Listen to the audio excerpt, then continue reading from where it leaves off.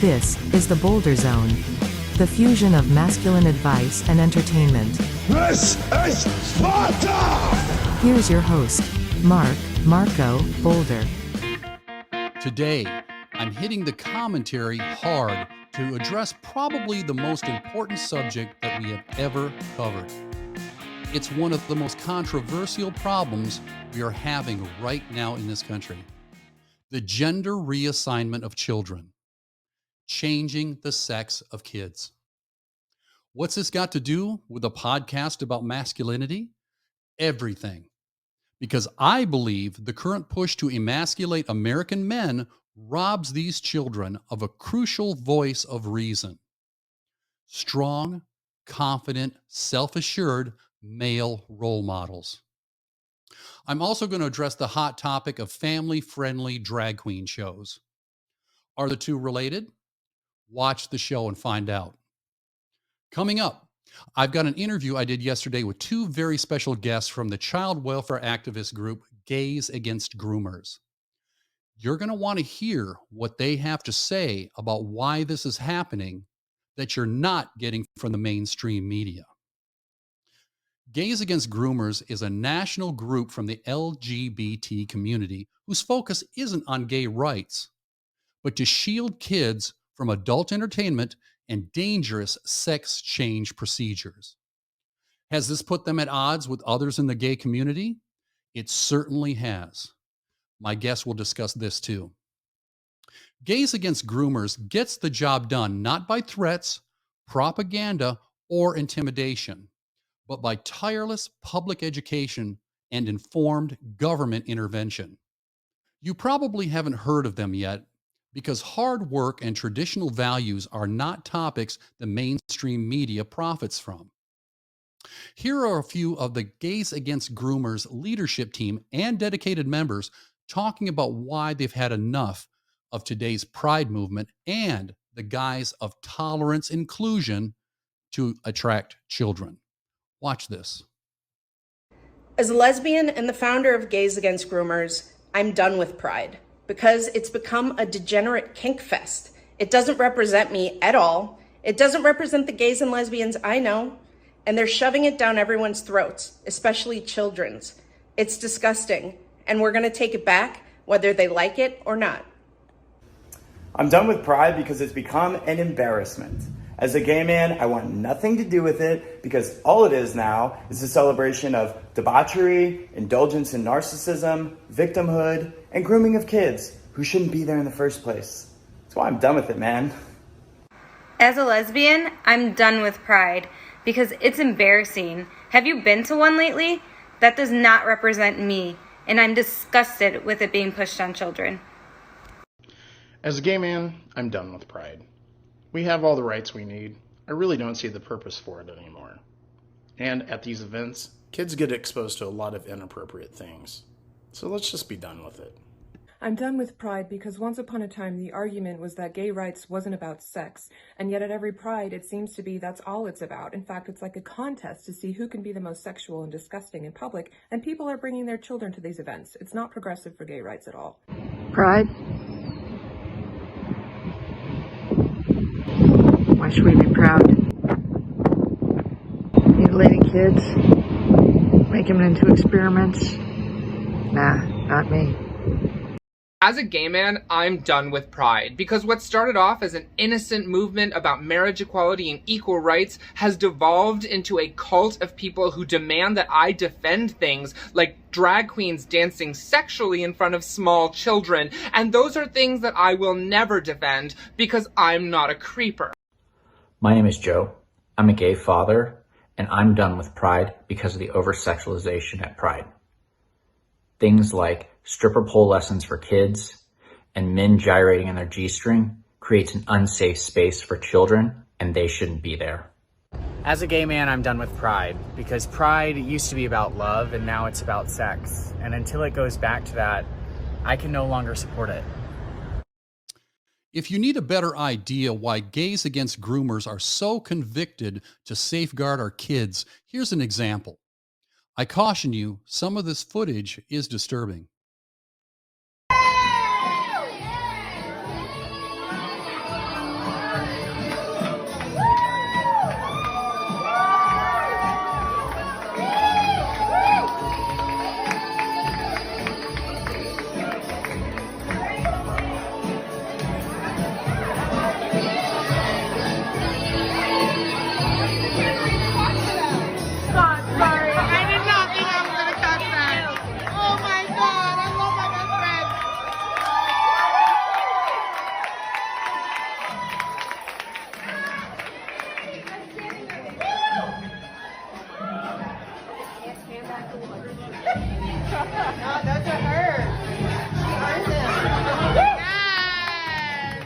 Stick your tits in the box. 3, baby, open the box.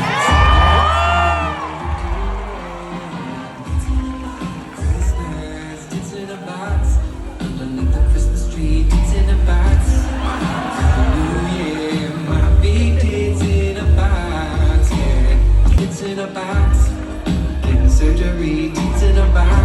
At a funeral, my dead tits in a box.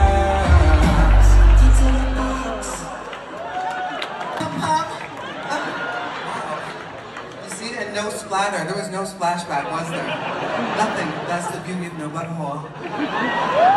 Well, I hope you enjoyed that beautiful new number. Thank you. Before I bring on my guests from Gays Against Groomers, let's define what a groomer is.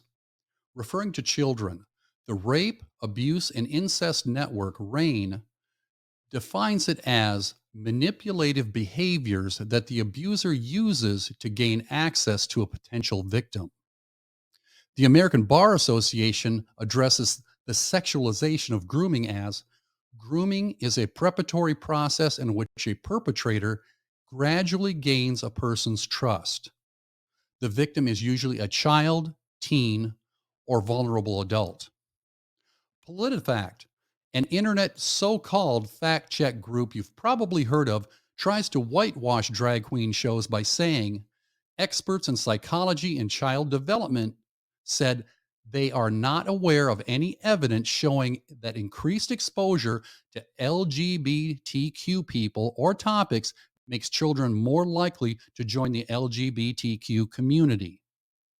Instead, they said it's likely an environment of increased acceptance that allows people to more openly consider whether they should be a part of the LGBTQ community. That, my friends, is the go-to defense for most supporters of family-friendly or kid-friendly drag shows and drag storytime events. Regarding adolescent sex changes, PolitiFact also says no. Young children cannot take hormones or change their sex. Gender reassignment surgery is only available to those 18 and older in the United States. What a steaming pile of horseshit. These idiots are fact checkers. Go to YouTube. There is case after case of juvenile sex change stories right there. Ironically, you'll find also videos of kids regretting having gone through it. Listen, folks, think back a minute. How many of the crazy, trendy decisions that you wanted to make as a child and didn't, that you are now glad that you didn't? Was changing your sex one of them? In today's culture, I wonder how many kids liken medical sex change procedures to a nose piercing or a tattoo. Kids are not emotionally mature enough to make life-changing decisions. Withstanding the fact that a sex change operation is much riskier physically and mentally on a child than on an adult. So why are parents signing the medical consent forms and paying for it? Why are parents bringing their underage children to sexually explicit drag shows? Here is drag queen Kitty Demure with her opinion on this. Hi, everybody. This is Kitty Demure, your friendly favorite conservative drag queen. Anyway, I have another message for heterosexual women, the ones who have children. I have no idea why you want drag queens to read books to your children. I have no idea. What in the hell has a drag queen ever done to make you have so much respect for them and admire them so much? Other than put on makeup and jump on the floor and writhe around and do sexual things on stage. I have absolutely no idea why you would want that to influence your child. Would you want a stripper or a porn star to influence your child? It makes no sense at all. A drag queen performs in a nightclub for adults. There is a lot of filth that goes on, a lot of sexual stuff that goes on. And backstage, there's a lot of nudity, sex, and drugs. Okay? So I don't think that this is an avenue you would want your child to explore. To actually get them involved in drag is extremely, extremely irresponsible on your part. And I understand you might want to look like you're with it, that you're cool, that you're woke, that you're not a Nazi, that you're not a homophobe, whatever it may be. But you can raise your child to be just a normal, regular, everyday child without including them in gay, sexual things. And honestly, you're not doing the gay community any favors. In fact, you're hurting us, okay? We have already had a reputation of being pedophiles and being perverts and deviants. We don't need you to bring your children around. So you keep your kids at home or take them to Disneyland or take them to Chuck E. Cheese. But if you need your child to be entertained by a big human in a costume or in makeup, take them to the circus or something. So don't ruin your child's life and don't ruin us, because that's what you're doing. In today's environment of immediate gratification and inclusion and acceptance, I think it's too hard for some of these parents just to say no. I bet they worry what people think if little Susie or little Billy told the school or the neighbors or their friends that my mom and dad are transphobes. I hate them. Well, boo fucking who? Nobody said being a good parent is easy. If your politics or your social perspective blinds you from the most important basic responsibility of being a parent, your child's health and welfare, then you should not be raising children. Look, I get that many of these parents are ill-informed because they're influenced by the sound bites from their certain preferred MSM and their political agenda. But when it comes to your kids, all kids, use your common sense. Why is signing a legal contract, drinking alcohol, joining the military, attending strip clubs only legal after the age of 18? Because as I said, children are not emotionally mature enough to make such life-altering decisions. For fuck's sake, folks, open your eyes and grow some stones. Only mature, confident, properly informed men and women make the right decisions when the pressure is on, especially when your kids are involved. And I can help you with that. This is what I do. Okay, here's my interview with Gays Against Groomers. Joining me now from Gays Against Groomers is Alex Krotowski, Washington chapter lead, and Robert Wallace, Arizona chapter lead. Thank you so much for being my guest today, guys. Well, thanks for having us. Happy to be here.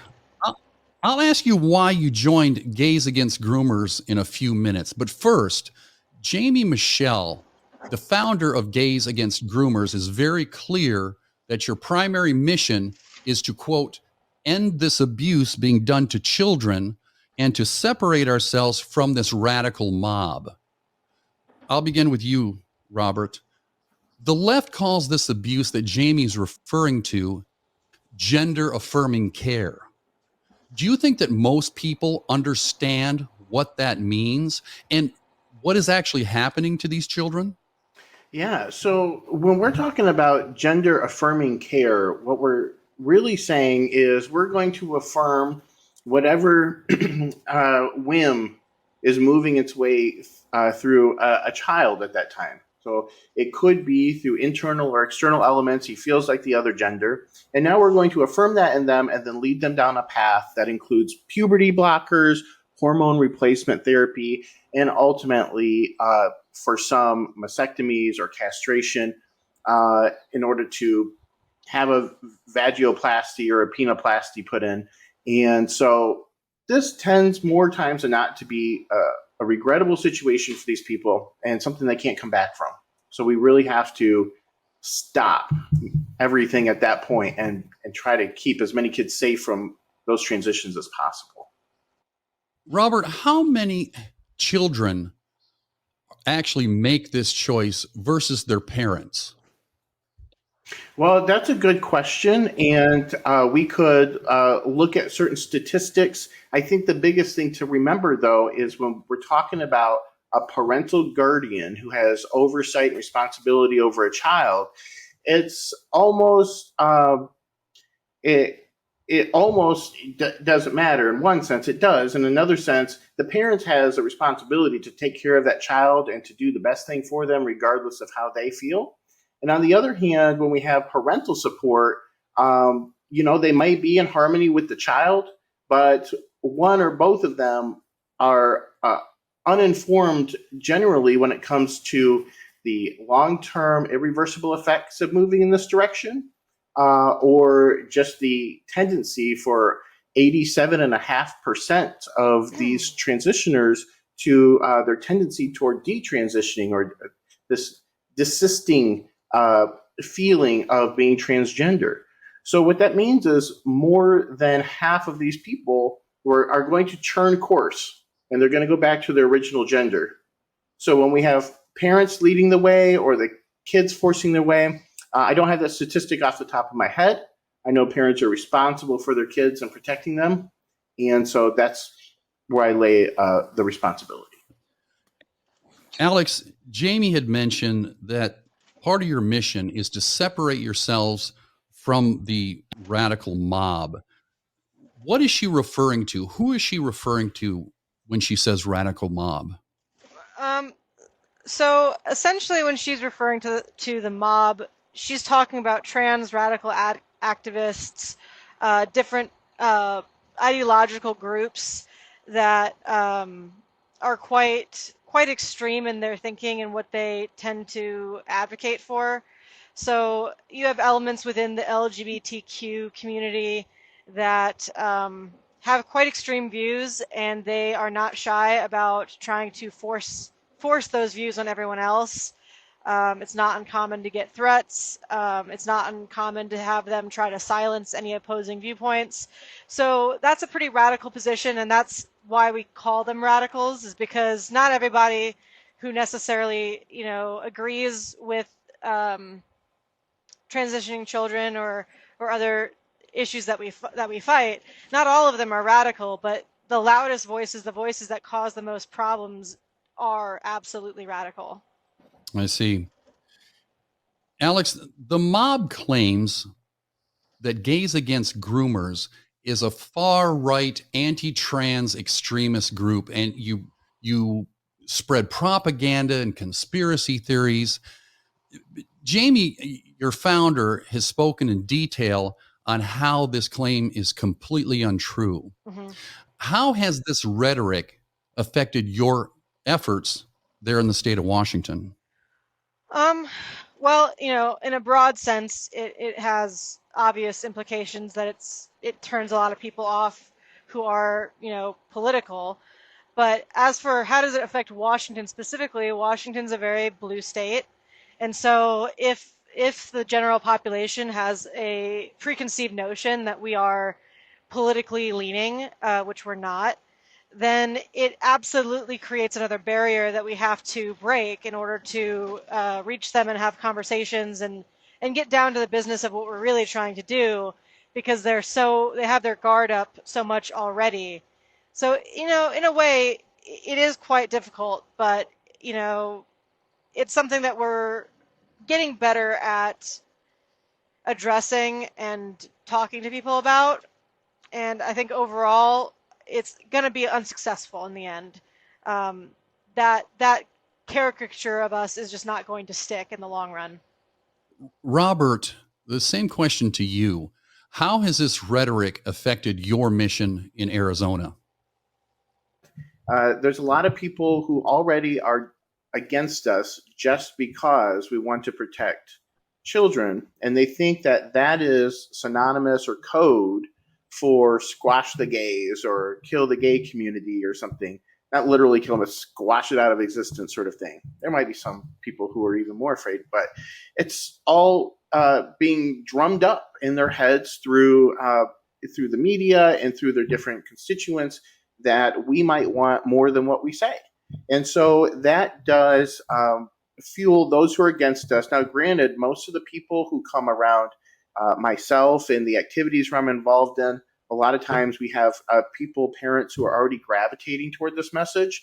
I myself, I've seen and dealt with at a school board meeting, for instance, a very rambunctious group of trans and drag queen artists who were very loud and very aggressive and confrontational with the few of us who happened to be there at that meeting to stand against this drag show that was happening in Tucson. And so their anger is really based out of this fear that we want more than what we say. And so that is the danger. That's the problem with the characterization or the misrepresentation of what we're doing. Robert, you bring up a good point. Do you believe that their extreme rhetoric is actually dividing the LGBTQ community?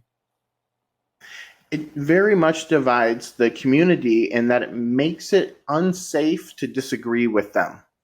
When we hold up a perspective and then we say, if you're not this perspective, then you're everything else, then you're against us, then you're homophobe, that is very destructive towards our relationships. And likewise, we have that projected on us coming from that side.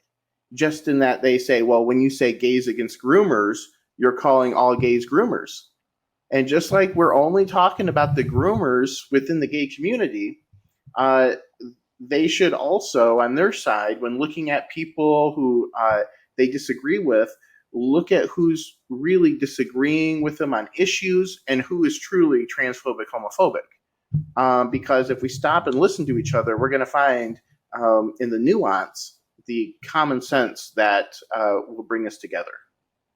So, Robert, how did you get started with Gays Against Groomers? Well, I first became privy to Gays Against Groomers online. I saw videos going up. They were making waves. But initially, I was just getting involved in some different political things myself, having been woken up over the last few years as to the necessity of being active. And then when the radical, I don't want to say, extreme agenda that is so different than what we've had in place to show such drastically explicit content that has never been done, and to have an education which is a 180 from where we were in the name of gay rights, it just immediately struck me as necessary that the gays say something. As an individual, I felt that way. I was glad an organization like that felt that way. I submitted my information as we would recommend anybody do who's interested in joining us in any capacity. And some months later, I ended up coming on and then taking over Arizona. And now I'm in partnership with Matt Ray. And so for most people, they're going to hear about us online, and then they're going to hopefully initiate something with us. And that's what I did, and that's how I joined. Alex, what brought you to Gays Against Groomers? That's a pretty good question. So I am a person who tends to lean a little bit right in terms of my beliefs. I have children, and I was deeply concerned with the direction that things were going in my state, going in the country. I'd been kind of out of the gay community for a long time because our values never kind of matched up. And I was actually driving when I would have YouTube kind of suggest videos to me, and Ariel Scarcella, who is one of our advocates and promoters now, she had Jamie on as a guest, and when Jamie described what Gays Against Groomers was and what they were doing, immediately I was hooked. I was like, that is exactly the kind of thing I want to be involved in. And so I jumped at the opportunity. I contacted them right away, and the rest was history. Locally, you both appear to be dealing with significant legislative challenges. Robert, explain a couple of these roadblocks that you've faced and are facing in Arizona right now.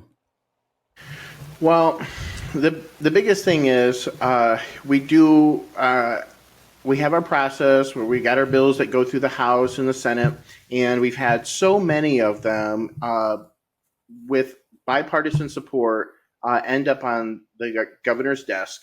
And this has been kind of the bane of all of our efforts here, is that they are just getting vetoed away.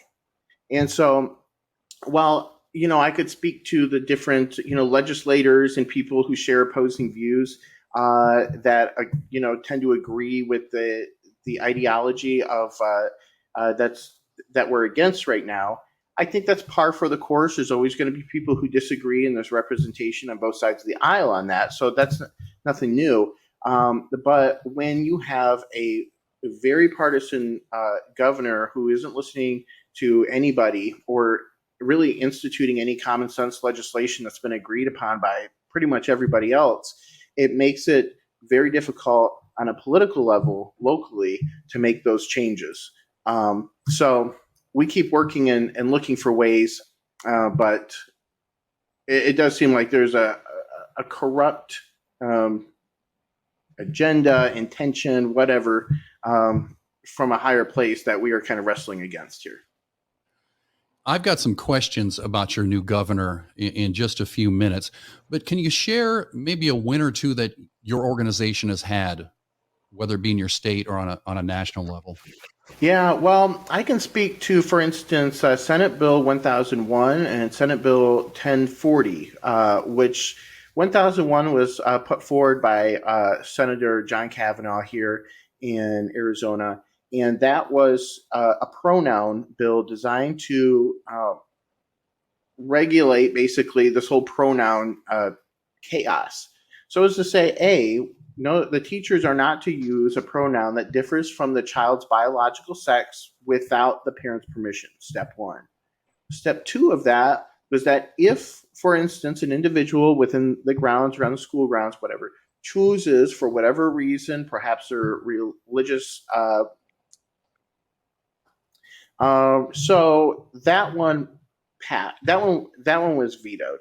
And then also 1040 was for the bathroom bill, and that was to allow the boys who identified as girls to go into those girls' bathrooms. And it's basically designed to allow transgender people or people who identify as the other gender to use the bathrooms that correspond with that other gender. And so the problem here when you have closed spaces, and this included changing spaces, bathrooms, anywhere where a compromising situation could happen. And so the alternative that was put forward in this bill was to offer a special access to either a private bathroom situation or, for instance, in a nurse's office, or set up an alternative bathroom environment. And so this would have been a way to keep all the boys who identify as boys from being in a position, or all the girls who identify as girls from being in a position of having to share a locker room or a restroom, for instance, and be exposed to the opposite member's sex and all that goes with it. And really all the weirdness that goes with the self-consciousness and just and the decorum that goes with being in the presence of somebody else like that. And so those two things, for instance, were very common sense to myself, to everybody else that seemed to agree with it. It didn't make it through, and that's the kind of common sense legislation we're pushing for. Alex, what about in Washington? What are some of the legislative challenges you've had up there? So ultimately, the legislative challenge in Washington is that the Democrats hold a supermajority in Washington, and so they don't need any support from the opposite side to get anything done. And then you have their political climate, which is do not negotiate, do not compromise on anything, and they actually have stayed true to that. They don't do that at all. Every single amendment that we put forward on 5599 got shot down, wasn't even discussed, wasn't voted on. So there is that going on. Unfortunately, Senate Bill 5599 and House Bill 1469 both were passed. 1469 is called the Shield Law, and it effectively makes Washington a sanctuary state for people who are seeking transgendered services in our state from out of state or anywhere else. And that had an emergency clause in it, so that is immediately effective. And it is also, because of that emergency clause, we can't do a referendum on it. We are, however, doing a referendum on 5599. That is, so far, it's gaining momentum and is being successful. 5599 essentially allows the government or agencies or entities that are acting on behalf of the government, it allows them to hide children away from their parents if that child is seeking protected health care services, which are defined as either abortion services or transgendered services, so gender affirming care. And we are doing a referendum on that. We're about a third of the way through. And that'll be on the ballot if we're successful in November, where Washington, who overwhelmingly voted in as against this bill, can then vote it out and we can get that law tossed out. And if that is successful, that will be probably our biggest win that we could ever have in this state, is throwing that law out. On October 23rd last year, a place called Old Nick's Pub in Eugene, Oregon, right next door to Washington there, hosted a drag story time that a child performing in drag was a part of. Gays Against Groomers and other concerned groups were present and obviously opposed to that. The left-wing media reported that supporters of this event endured a hail of rocks, smoke bombs, paint balls, and bear mace. And they even said that the opposition was armed, waving handguns and threatening the pub staff. Is there any truth to this, to your knowledge? I know you weren't there, but you're aware of it. No. To my knowledge, what occurred is that so the side that was supporting the event were the ones that were throwing rocks, jeering, that kind of thing. The opposition side who were protesting, they were open carrying, as was permitted. If you have an open carry permit, you're able to do that in Oregon. So there were opposition on the side that were carrying, and the reason that they said was for personal protection, which is understandable. Antifa plays a very big role on the West Coast at these types of events. They are agitators. They come in and they try to disrupt events. They try to make an event violent, and they will do everything in their power to antagonize someone into making a mistake. And so, as much as I was able to understand, a little bit of scuffle broke out, but nothing serious. And originally that location was going to have this 11-year-old boy who dresses in drag. They were going to have him perform. Thankfully, somebody had an ounce of common sense and decided at the last minute to not do that. And instead, they put the spotlight on him on the front row and just said that he was their guest of honor. And they were so proud that his parents were so understanding and were exposing him to the quote unquote culture of drag. And so that was pretty much the extent of what happened. They then read, they had drag queens read storybooks and things like that. I do not know which storybooks they read, whether they were LGBTQ materials in them or not, or if they were just child's books. Either way, our standpoint is that exposing children to drag is unhealthy for them, It instills confusion. It raises questions that they are too young to be asking, and it also paints a picture of drag that is one, should be normalized, and two, is not, that it isn't inherently sexual, and in fact it is. Its entire roots of drag, drag was always kind of in the background of gay culture. It was never front and center of our culture, and it was also always adult entertainment. It was always risque, and sometimes it was very blatantly sexual, and that is the history of that entertainment. That's well documented and well known, and it should not be normalized around children. We do not, no one's going out there and trying to normalize burlesque for children, and if they are, they shouldn't be. I've got a question about the child that was involved.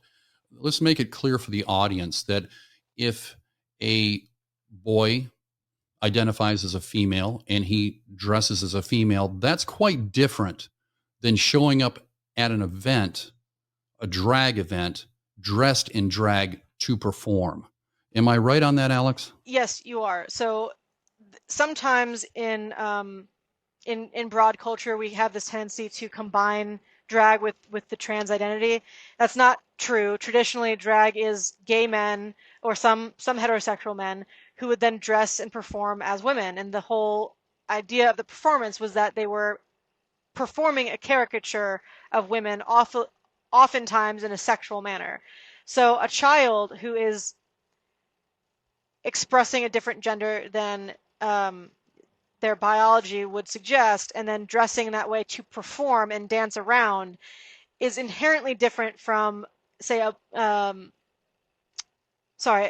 boy who dresses, as a girl because he thinks he is one, is very different from a boy who wants to dress up with the intent of dancing, singing, or all of that. And part of the problem with children doing drag is that oftentimes when children perform at drag shows, when this occurs, is that it's not really a child audience. It's not children performing for children. This is children performing largely to an adult audience. And that raises some really uncomfortable questions about why that's occurring. Yeah, I can imagine. That stuns me. I hadn't thought about it like that they're performing for adults. So family-friendly drag shows. Overall, Alex, how big of a problem is that in Washington? I would say it's probably in this, stepping away from legislation, which is definitely the more, as far as how much harm gets done, obviously legislative is worse. But as far as culturally, it's probably the most prolific issue that we face. So many bars now have some form of drag queen, either story hour or drag event. It's so common, you're going to find it in every single county, probably multiple. There are bars that do this on a continual basis. So it's something that occurs all the time. And it really is a problem. One of our victories was actually, we had Heathen Brewing in Vancouver, who was going to do an all-ages drag show. We posted a public letter of disapproval, and then I went in person to the location, spoke with some of the managers. I was able to track down the owner, and we had a phone conversation. And that event was then turned into an 18 and up only event. And so that was a successful venture that was very public. Now, that bar did get vandalized. We had nothing to do with that, obviously, and I also put out a public video saying that anyone who acts in a violent, disruptive manner is not, we don't support or endorse that in any way. We have had some other successes, although I have verbal agreements with these bar owners that I would not name them or address them in any public manner because they had either canceled events willingly or changed them to 18 and up with absolutely no media coverage. And that's a big difference than some of these bars in redder states, is that, in order to get cooperation in a blue state, they can get just as much flack for changing course and making something 18 and up or 21 and up or canceling the event that they can get just as much hatred from the other side for canceling it or changing it. So when we have these conversations, we have to be we have to come at it from a position of understanding and concern rather than just lambasting them off the front, because there's pressure on both sides and it's very difficult to get people to necessarily see your point of view right away. But we have had quite a bit of success with having these conversations with local businesses and getting them to at least cater 18 and up. But yeah, I mean, there's a ton that are all ages happening all the time. We can't be everywhere, and so it's a continuing problem for sure. Robert, how about in Arizona? Are family-friendly drag shows a significant issue there? Yeah, they are. We have. It's just like Alex was saying. We have it all over the place. We've got sometimes toured events where we're going to be here this weekend and we'll be in this town this weekend, and sometimes it's sponsored and sometimes there are local bar events that are being put on by those places.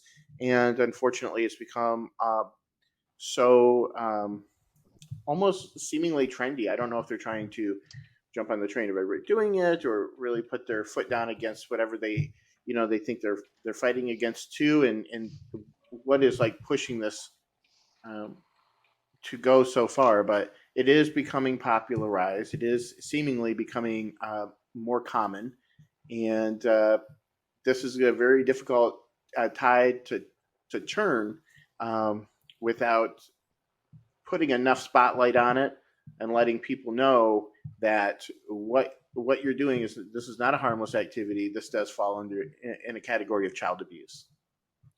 Alex, I've seen a real groundswell of support for your cause, not just from the gay community, but from the hetero community as well. How much has this support helped your efforts? That's a great question. And honestly, we couldn't do this without the support of the majority of the human population, to be honest. Heterosexuals of all walks of life who support us, we could not do this without them. Yes, you need to be LGB or T to join as an actual member, but we partner with Mom and Dad Army, we partner with Moms for Liberty, we partner with parents' rights groups. All of them are usually overwhelmingly straight, and we have no problem with that. We could not do it without them. The support has been overwhelming, extremely kind-hearted. People that are, called hate groups or called this or that, they've embraced us very warmly. I've faced no homophobia from any of these people. They are so grateful to us for what we're doing, for speaking up, because these people aren't homophobic. They're not. Most of them aren't even transphobic. They are just concerned with what is being pushed on their children, and they have every right to speak up about it without being called these, generally horrible names. And so we step in between them and the radical mob, and we say, no, they're not hateful. We agree with them, we support them, and we have the same values when it comes to children, and we're gonna stand shoulder to shoulder with them. Robert, how important is it to Gays Against Groomers to keep building that support that Alex just referred to? It's absolutely vital that we have the support of as many people as we can, because it's like anything else. If a majority is ruling, at least in this day and age, it's not even about your particular rights. It's kind of a popularity contest, and unfortunately, a lot of people are being attacked because they are considered unpopular. So, when it comes to people like Mom Army, Dad Army, or Moms for America, or Moms for Liberty, or any of this countless groups like this, those coalitions standing with us, yes, they give us a lot of support. We receive a lot of support from them, and also what I find from the general population, I find way more supporters of our cause just on the street than I find.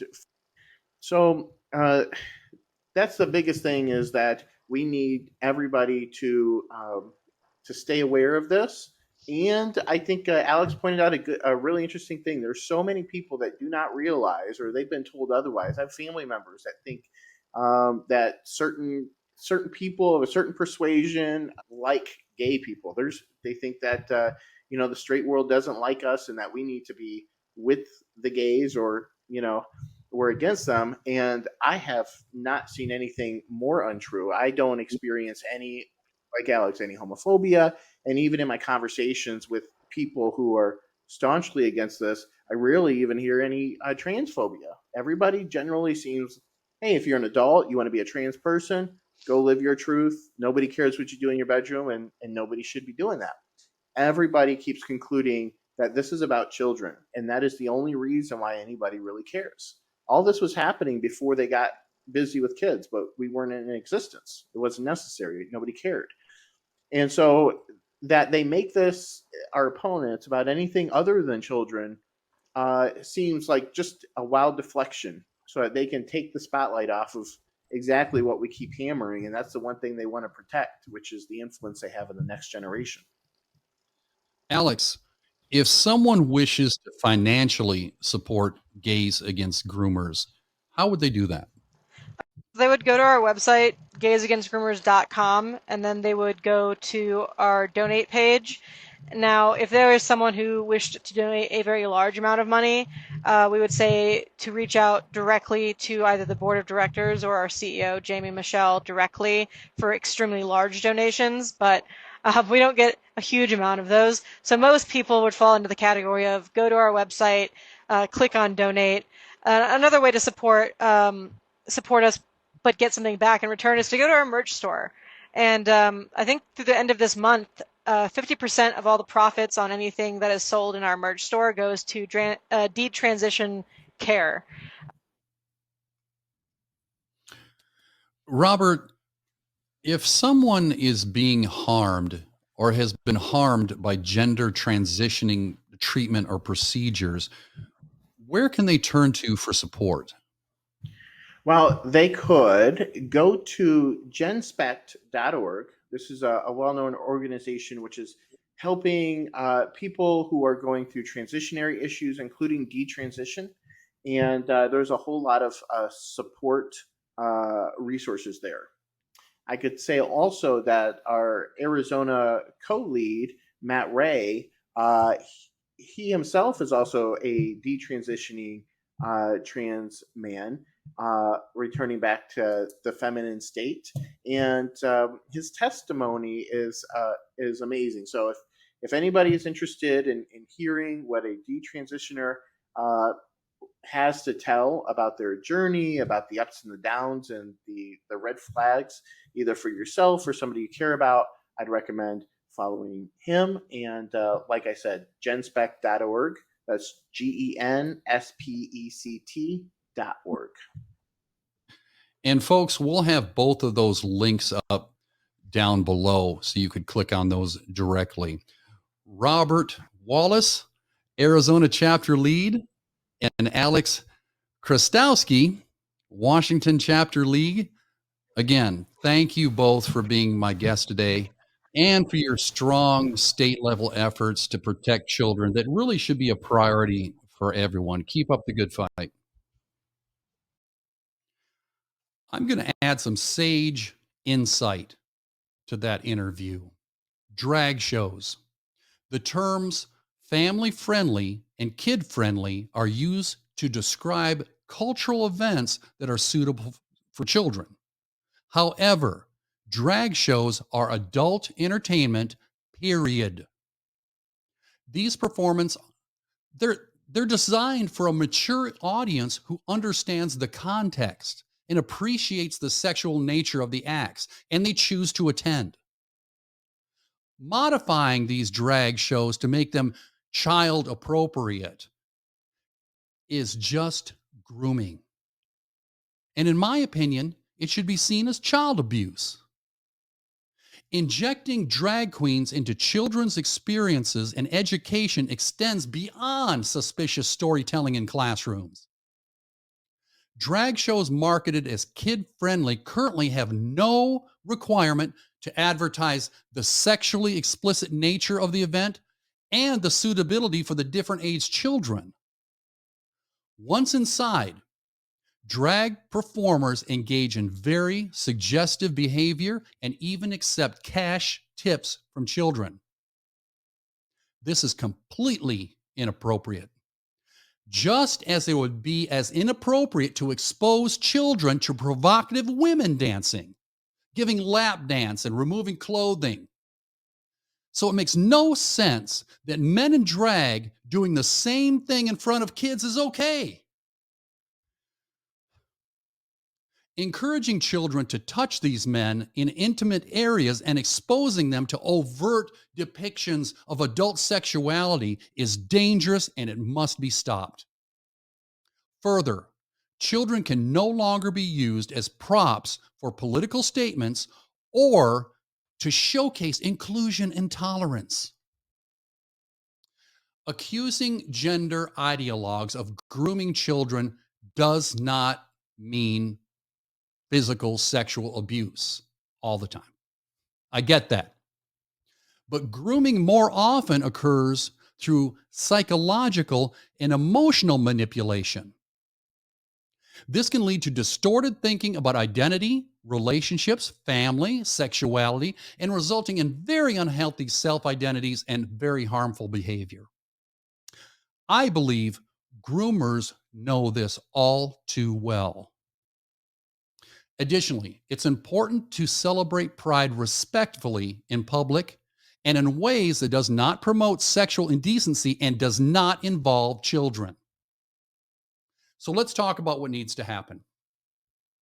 I believe the focus of childhood gender reassignment and kid-friendly drag shows should be more focused on the parents that fail to recognize this threat to their kids. Personally, I feel the tireless education and awareness campaigns just aren't enough. Child's lives are at stake. While I'm not advocating for government intervention, if these parents are unable to recognize the potential threats of gender reassignment and drag shows to their children, then there is cause to push for state laws preventing individuals under the age of 18 from undergoing medical treatments that change their sex.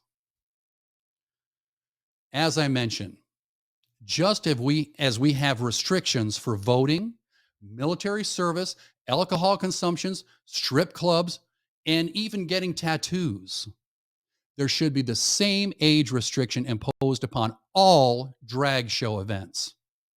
Simply put, sex change, 18. Drag shows, 18. And in the meantime, keep your fucking hands off our kids. I welcome your comments below. Thank you one more time to Alex Christofsky and Robert Wallace from Gays Against Groomers. If you want to know more about them or donate to their cause, go to gaysagainstgroomers.com. That link is below in the comments. And it's right here. I'd appreciate your support as well. You can do that by subscribing to my podcast and liking my shows. If you have a story, cause, or event that you'd like to share, join me right here on the show. You can visit boulderzone.com, click on the contact tab and fill in your information. We will opine forthwith. If you prefer to call, heck, guess what? Here's the number. 830-206-8282. If you get a voicemail, leave your name, number, and reason for your call, and likewise, our return call will be forthwith. I mentioned boulderzone.com because we've also got testimonials there and a blog full of interesting tips and easy reading insights, all there to help you along your masculine path and help the ladies better understand our journey. Finally, if you need some personal advice, come get some one-on-one with old Marco here. You can set that up at boulderzone.com too. Okay, back into the sunshine I shall go. Until next time, my friends. You know what to do? Get bolder.